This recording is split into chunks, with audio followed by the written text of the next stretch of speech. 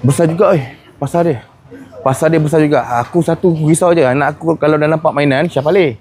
Oi, betul-betul dia tekan aku. Yang mana, dek?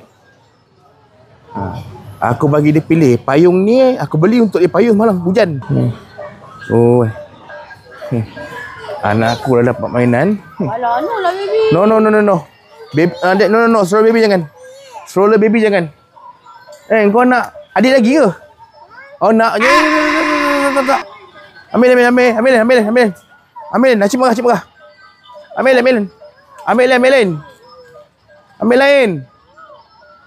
lain. Make up jangan, Kak. Kau habis muka dia conteng kan. Jadi akak ni pun melayan lah anak aku. Kak, terima kasih, Kak. So nak pergi Medan Seraya, kita kena pergi sampai ke ujung. So Medan Seraya, geng. Aku nak cari apa yang baik kat sini. Macam ni lah rupa dia untuk Medan Seraya. Pasar besar Siti Khadijah. Makan ramai-ramai. Tapi banyak cakap kat sini murah. Kelantan punya harga aku tak boleh nafikan lah, memang murah. Dia punya harga makanan tu portion banyak, lepas tu dia murah. Kau ada datang Kelantan ni, kau kena ni cari nasi kerabu. Daripada semalam ni aku cari ni nasi kerabu. Aku dah jumpa nasi kerabu. Habis? Nasi kerabu dah habis. Mana habis? Nasi putih pun habis. Oh, nasi putih pun habis. Oh, tengok. Aloy. Sarang tu. Siapa ni? Nasi berani Ayam kari RM8. Naik apa diet? Nasi kari sayang?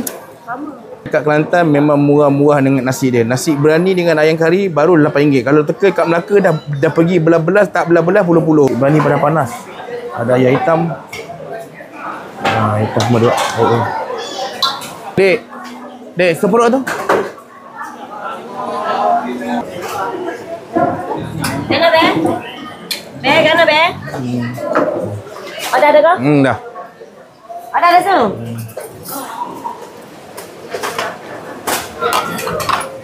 Perut saja, Kak. Perut saja. Akak ada. Baru. Oh, panas-panas. Kuah sup ni. Alright. Berapa ringgit ni? 10. Baik. Sini kau dah makan, mangkuk ni kau kena hantar balik. Perut RM10. Ni portion dia RM10. Okey. Dah beli semua. Bang, kenapa tak tunjuk kau beli apa? Elok lah. Lepas ni aku pergi kencing, aku biar aku bawa kau.